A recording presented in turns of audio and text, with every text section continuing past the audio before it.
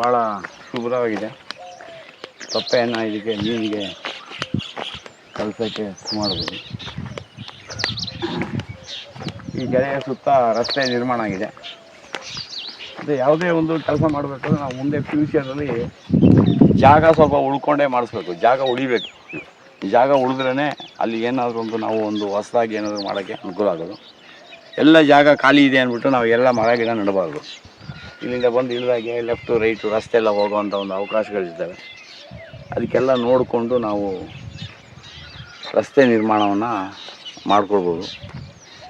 Filter ಇಲ್ಲಿ ready ಮಾಡೋಕ್ಕೆ ತಂದಿದ್ದೇವೆ. ಇದು ಕೆಟಫಾರ್ಮ್ದು ಒಂದು ಟ್ಯಾಂಕರ್ ಇದೆ.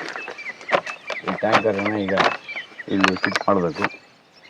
ಹಾಗೆ ಇಲ್ಲಿ ಕ್ಯೂರಿಂಗು ಕೆಲಸಕ್ಕೆ ಕ್ಯೂರಿಂಗು ಇದು ಕಟ್ಟಿ ಒಂದು 10-15 ದಿನ ಆಯ್ತು. ಇದು 15 ದಿನ ಆಯಿತು.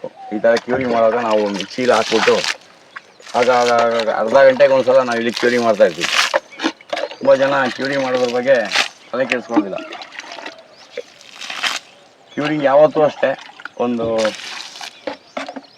ಅರ್ಧ ಗಂಟೆಗೆ ಒಂದು ಸಲ 21 ದಿನ ಕ್ಯೂರಿಂಗ್ ಆಗಲೇಬೇಕು. ಅದು ಏನೇ ಆಗಲಿ, ಅದು ಎಷ್ಟೇ ನೀವು ಸಿಮೆಂಟು ಒಂದು ಸಮಯ ಕಮ್ಮಿ ಹಾಕಿದ್ರು ಪರವಾಗಿಲ್ಲ, ಕ್ಯೂರಿಂಗ್ ಮಾತ್ರ ಯಾವಾಗಲೂ ಹಾಕಬೇಕು. ಹಾಕಬೇಕಾದ್ರೆ ನಾವೆಲ್ಲ ಮೇಲ್ಗಡೆ ನೆಲ್ಲುಲ್ಲು ಹಾಕ್ಬಿಟ್ಟು ಅದ್ರ ಮೇಲೆ ಈ ರೀತಿ ಗೋಣಿ ಚೀಲವನ್ನು ಹಾಕ್ಬಿಡ್ತೇವೆ. ಅಥವಾ ಗೋಣಿ ಚೀಲ ಹಾಕ್ಬಿಟ್ಟು ಮೇಲ್ಗಡೆ ಬೇಕಾದ್ರೆ ನೆಲ್ಲುಲ್ಲು ಹಾಕ್ಬಿಟ್ರೆ ಅದು ಮಾಯಿಶ್ಚರ್ ಹಾಗೇ ಇರ್ತದೆ. ಯಾವತ್ತೂ ತಿಳ್ಕೊಳ್ಳಿ, ಸಿಮೆಂಟಿಗೆ ನಾವು ಹಾಕುವಾಗ ಆ ನೀರು ಸಿಮೆಂಟ್ ಜೊತೆ ಸೆಟ್ ಆಗಿರೋದು ಆವಿ ಆಗಬಾರ್ದು ಅನ್ನೋ ಉದ್ದೇಶದಿಂದ ಮೇಲ್ಗಡೆಯಿಂದ ಕ್ಯೂರಿಂಗ್ ಮಾಡ್ಕೊಂಡು ಬರೋದು. ಹಾಕಿರೋ ನೀರು ಆರಬಾರ್ದು. ಅದಕ್ಕೆ ಕ್ಯೂರಿಂಗ್ ಅವಾಗ ನಡೀತಾ ಇರಬೇಕು. ಇವು 21 ದಿನ ಯಾವುದೇ ಒಂದು ಕೆಲಸ ಮಾಡಿರಿ, ಯಾರೇ ಮೇಸ್ತ್ರಿ ಹೇಳಲಿ ಅಥವಾ ಯಾವುದೇ ಇಂಜಿನಿಯರ್ ಹೇಳಲಿ ಅಥವಾ ಈಗಿನ ಎಲ್ಲ ಟೆಕ್ನಾಲಜಿ ಏನು ಮಾಡ್ತದೆ ಅಂತ ಹೇಳಿದ್ರೆ ಜನರನ್ನು ದಾರಿ ತಪ್ಪಿಸ್ತದೆ. ಇದು ಹಳೆ ಕಾಲದಲ್ಲಿ 21 ದಿನ ಕ್ಯೂರಿಂಗ್ ಮಾಡಬೇಕಾಗಿತ್ತು. ಆವಾಗ ಬರ್ತಾ ಇದ್ದಿದ್ದು ಸಿಮೆಂಟೇ ಬೇರೆ. ಈಗಿನ ಸಿಮೆಂಟ್ನೆಲ್ಲ ನಾವು ವೈಜ್ಞಾನಿಕವಾಗಿ ತಯಾರು ಮಾಡಿರ್ತೀವಿ. ಅದು ನಿಮಗೆ 3 ದಿನದಲ್ಲಿ ನೀರು ಕೊಟ್ಟರು ಸಾಕು, ಸೆಟ್ ಆಗಿಬಿಡುತ್ತೆ ಅಂತ ಹೇಳ್ತಾರೆ ಅವರು. ಇವೆಲ್ಲ ಏನಂತಂದರೆ ಜನರನ್ನ ದಾರಿ ತಪ್ಪಿಸುವಂಥ ಕೆಲಸಗಳು. ಈ ಕಂಪನಿಯವರ ಮಾತನ್ನು ಭಾಳ ಚೆನ್ನಾಗಿ ಕೇಳ್ತಾರೆ ಜನ. ಮತ್ತು ನಮಗೂ ಸುಲಭ ಅಲ್ವಾ, 3 ದಿನ ಕ್ಯೂರಿಂಗ್ ಮಾಡಿದ್ರೆ ಸಾಕು, 4ನೇ ದಿನ. ಯಾಕೆ ಅವರು 3 ದಿನ ಮಾಡಿ 4 ದಿನ ಮಾಡಿ ಅಂತ ಹೇಳ್ತಂತಂದರೆ ಆ ಬಿಲ್ಡಿಂಗ್ ಆದಷ್ಟು ಬೇಗ ಡ್ಯಾಮೇಜ್ ಆದರೆ ಹೊಸ ಬಿಲ್ಡಿಂಗ್ ಕಟ್ಬೋದಲ್ವ. ನೋಡಿ ಎಂಥ ಒಂದು ಉದ್ದೇಶ.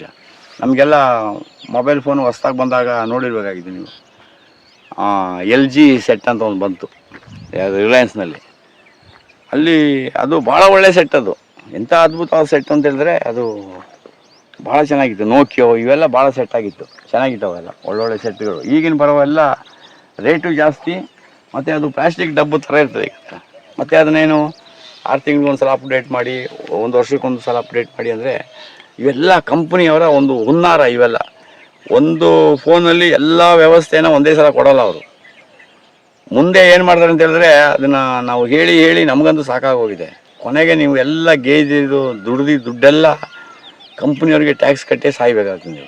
ನೀವು ಹುಟ್ಟಿರೋದೇ ಅದಕ್ಕೇನು ಅನಿಸ್ತದೆ. ಕೆಲವೊಮ್ಮೆ ಅಷ್ಟು ಬೇಸರ ಹಾಕಿ ಅನ್ನಿಸ್ತದೆ. ಅದೇನು ಮಾಡ್ತೀರಿ, ಜನ ಎಚ್ಚರ ಆಗೋದಿಲ್ಲ. ನಾವು ಭಾಳ ಪರಿಸ್ಥಿತಿಯಲ್ಲಿ ಸಿಗಾಕೊಂಡಿದ್ದೀವಿ. ವ್ಯವಸ್ಥೆ, ಸರ್ಕಾರದ ವ್ಯವಸ್ಥೆ ಆಗಲಿ, ಈ ಕಂಪ್ನಿಗಳ ವ್ಯವಸ್ಥೆ ಆಗಲಿ, ಈ ಮಾನವ ನರಳೋಗ್ಬಿಟ್ಟಿದ್ದಾನೆ.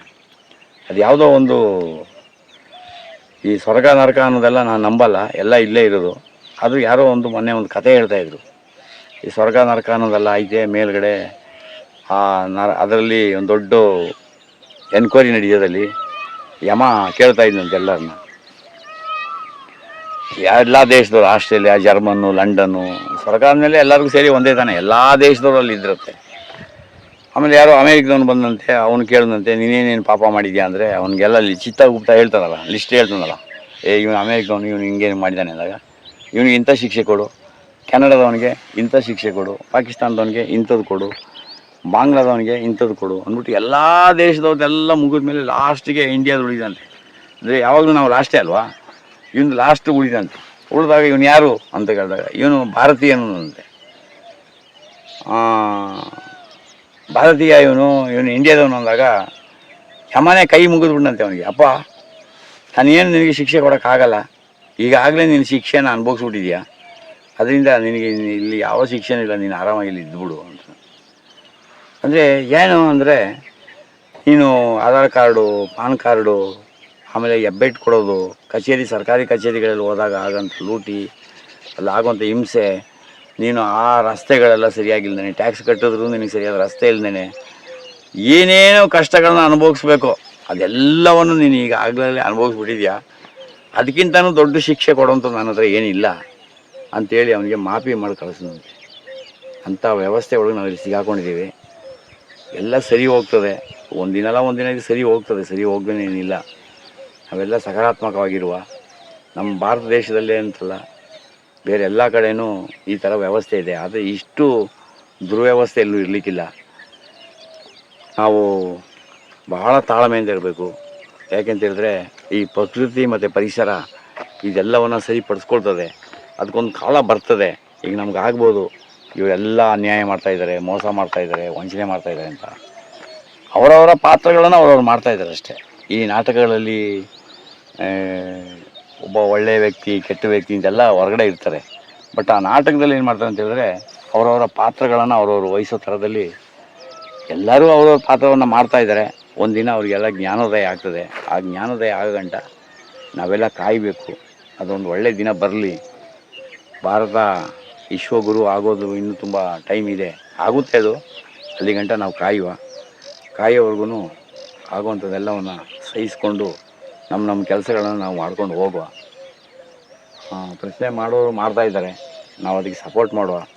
ನಮ್ಮಲ್ಲಿ ಏನಪ್ಪ ಅಂದರೆ ಸತ್ಯ ಒಂದನ್ನು ಬಿಟ್ಟು ನ್ಯಾಯನ ಕೇಳೋಕ್ಕೆ ಹೋದರೆ ಅವ್ರಿಗೆ ಎಲ್ಲ ರೀತಿಯ ತೊಂದರೆಗಳು, ಎಲ್ಲ ರೀತಿಯ ಅನಾನುಕೂಲತೆಗಳು, ಮತ್ತು ಅವ್ರನ್ನ ಹೆದರಿಸೋದು, ಅವ್ರ ದಾರಿ ತಪ್ಪಿಸೋದು, ಅವರ ಹೋರಾಟ ಮನೋಭಾವನ ಹತ್ತಿಕ್ಕೋದು, ಇದೆಲ್ಲ ನಡೀತಾ ಇದೆ. ಇದು ಇವತ್ತೇ ಅಲ್ಲ, ಅದು ಸಾವಿರಾರು ವರ್ಷಗಳಿಂದ ಅದು ನಡ್ಕೊಂಡು ಬರ್ತಾಯಿದೆ.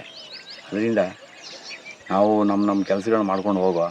ವಿಷಮುಕ್ತವಾಗಿ ನಾವು ಆಹಾರವನ್ನು ಬೆಳೆಯುವ. ಆಹಾರವೇ ಎಲ್ಲ ಕಾಯಿಲೆಗಳಿಗೆ ಮೂಲ ಆಹಾರ. ನಮ್ಮ ಆಹಾರವನ್ನು ನಾವು ಸರಿ ಮಾಡಿಕೊಂಡ್ರೆ ನಾವು ಎಲ್ಲವನ್ನು ಸರಿಪಡ್ಕೊಂಡಾಗೆ. ಬಹುತೇಕ ಕಾಯಿಲೆಗಳು ಬರೋದು ಇವತ್ತು ಆಹಾರ ಸೇವನೆಯಿಂದ. ನಾವು ಆಹಾರವನ್ನು ತಯಾರು ಮಾಡೋಕ್ಕೆ, ಆಹಾರವನ್ನು ಬೆಳೀಲಿಕ್ಕೆ ಬಳಸುವಂಥ ಈ ಶಾರ್ಟ್ಕಟ್ ಇದೆಯಲ್ಲ, ಅದು ಯಾವುದು ಬೇಡ. ಅದರಿಂದ ಹಾಗೆ ಆ ಮೊಬೈಲ್ಗೆ ಅವ್ರು ಏನು ಮಾಡೋದು ಅಂದರೆ ಚಾರ್ಜ್ಗೆ ಹಾಕಿದ್ಮೇಲೆ ಅದೊಂದು ಲೈಟ್ ಬರೋದು, ಗ್ರೀನ್ ಲೈಟ್ ಬರೋದು. ನಾವು ರಾತ್ರಿ ಫೋನು ಮಲಗುವಾಗ ಆ ಗ್ರೀನ್ ಲೈಟ್ ಬರೋದಕ್ಕೆ ಗೊತ್ತಾಗೋದಿಲ್ವಲ್ಲ, ಏನು ಮಾಡೋದು ಅಂದರೆ ಪರವಾಗಿಲ್ಲ ಬಿಡಿ, ಅದು ಹಂಗೆ ಇರಲಿ ಅನ್ನೋದು. ಹಾಗಾಗಿ ನಿಮ್ಮ ಫೋನನ್ನು ವಿಪರೀತ ಜಾಸ್ತಿ ಚಾರ್ಜರ್ ಮಾಡಿದ್ರೂ ಅದ್ರ ಬ್ಯಾಟ್ರಿ ಡೌನ್ ಆಗಿಬಿಡ್ತದೆ. ಅದರಿಂದ ಯಾವಾಗಲೂ ಚಾರ್ಜರು ಮಾಡುವಾಗ ಹುಷಾರಾಗಿ ಚಾರ್ಜ್ ಮಾಡಿ ಫಿಲ್ ಮಾಡಿದ್ಮೇಲೆ ನೀವು ಮಲ್ಕೊಳ್ಳಿ, ಅಥವಾ ಬೇರೆ ಕೆಲಸ ಕೊಡಿ ಅದಕ್ಕೆ. ಇಲ್ಲ ರಾತ್ರಿ ಎಲ್ಲ ಹಾಕಿಬಿಟ್ಬಿಡಿ ಅಂತಾರೆ ಪರವಾಗಿ. ಯಾಕೆಂದರೆ ಹಾಕಿಬಿಟ್ಬಿಟ್ರೆ ಒಂದು 6 ತಿಂಗಳಲ್ಲಿ ಬರೋ ಫೋನು 3 ತಿಂಗಳಲ್ಲಿ ಬಂದರೆ ಅವ್ರಿಗೇನು, ಹೊಸ್ದಾಗಿ ಇನ್ನೊಂದು ತಗೊಳ್ತೀವಲ್ವ ನಾವು. ಅದರಿಂದ ಸಿಮೆಂಟ್ ವಿಚಾರದಲ್ಲಾಗಲಿ, ಬೇರೆ ಯಾವುದಾದ್ರು ಕಂಪನಿಯವ್ರು ಮಾಡೋಂಥ ರೆಕಮೆಂಡ್ ಆಗಲಿ, ಅವ್ರು ರೆಕಮೆಂಡ್ನ ಒಂದು ಕಡೆ ತಗೊಳ್ಳಿ. ಆದರೆ ನಿಮ್ಮದೇ ಆದೊಂದು ಸ್ವಂತ ಬುದ್ಧಿಯನ್ನು ಉಪಯೋಗಿಸಿ. ಅವ್ನು ಹೇಳ್ತಾನೆ ರಾತ್ರಿ ಎಲ್ಲ ಚಾರ್ಜಿಗೆ ಹಾಕ್ಬಿಟ್ರು ಏನಾಗಲ್ಲ ಅಂತ ಹೇಳ್ತಾನೆ. ಅದು ತುಂಬ ಅಪಾಯಕಾರಿ. ನಿಮ್ಗೆ ಎಷ್ಟು ಬೇಕಷ್ಟು ಚಾರ್ಜ್ ಮಾಡಿ ಆಫ್ ಮಾಡಿ ಇಟ್ಬಿಡಿ. ಆಮೇಲೆ ಸಿಮೆಂಟ್ಗೆ ಅಷ್ಟೇ ನೀವೇನು ಮಾಡಬೇಕು, ಅದಕ್ಕೆ 21 ದಿನ ಅದು ಯಾರೇ ಹೇಳಲಿ ಕ್ಯೂರಿಂಗ್ ಮಾಡ್ತಾಯಿರ್ಬೇಕು. ಆಮೇಲೆ ನಿಮ್ಮ ವಸ್ತುಗಳನ್ನು ಆದಷ್ಟು ಸ್ವಚ್ಛ ಮಾಡಿ, ಸೇಫ್ ಮಾಡಿ ಬಳಸ್ಕೋಬೇಕು. ಆಮೇಲೆ ವಾಹನಗಳನ್ನು ಮನೆಗೆ ತಂದಾಗಲಷ್ಟೇ ಆ ಎಕ್ಸ್ಪೀರಿಯೆನ್ಸ್ ಇರೋರಿಗೆ ಆ ವಾಹನಗಳನ್ನ ಕೊಡಬೇಕೇ ವಿನ ಕೇವಲ ಸ್ಟೇರಿಂಗ್ ತಿರುಗಿಸ್ತಾನೆ ನನಗೆಲ್ಲ ನಾವು ವಾಹನ ಕೊಡಬಾರ್ದು. ಅದೇ ರೀತಿ ನಮ್ಮ ಟ್ಯಾಕ್ಟ್ರಿಗಳನ್ನೆಲ್ಲ ನಾವು ಆ ರೀತಿ ಯಾರೋ ಬರ್ತಾರೆ ಗಾಡಿ ಓಡಿಸ್ತಾರೆ ಅಂತೇಳಿ ಕೊಡ್ತೀವಿ. ಅವನಿಗೆ ಹೆಂಗೆ ಲಿಫ್ಟ್ ಎತ್ತಬೇಕು, ಅದ್ರದ್ದು ಹೆಂಗೆ ಆಯಿಲ್ ನೋಡ್ಕೊಳ್ಬೇಕು, ಆಮೇಲೆ ಅದಕ್ಕೆ ಎಲ್ಲಿ ನೀರು ಹಾಕಬೇಕು, ಯಾವ ರೀತಿ ಏನು ಮಾಡಬೇಕು ಅನ್ನೋದೆಲ್ಲ ಅವ್ರಿಗೆ ಜ್ಞಾನ ಇರೋದಿಲ್ಲ. ಅದರಿಂದ ನಾವೆಲ್ಲ ವಾಹನಗಳು ಜಾಸ್ತಿ ಬೇಕು ಅಂತ ತೆಗೆದು ಇಟ್ಕೊಂಡ್ಬಿಡ್ತೀವಿ. ಅದ್ರ ಮೇಂಟೆನೆನ್ಸ್ಗೆ ಸರಿಯಾದ ಒಬ್ಬ ವ್ಯಕ್ತಿ ಇಲ್ಲದಿದ್ದರೆ ಭಾರಿ ಕಷ್ಟ. ದೊಡ್ಡ ಕಂಪ್ನಿಯವ್ರು ಯಾವ ರೀತಿ ನಡೆಸ್ತಾ ಇದ್ದಾರೆ ಗೊತ್ತಿಲ್ಲ. ಅದು ಒಂದು ದಿನ ನಾವು ಅದನ್ನು ತಿಳ್ಕೊಂಡು ಅದ್ರ ಬಗ್ಗೆ ನಾವು ಯೋಚನೆ ಮಾಡುವ. ನಿಮಗೆಲ್ಲ ಒಳ್ಳೆಯದಾಗಲಿ. ನಮಸ್ತೆ.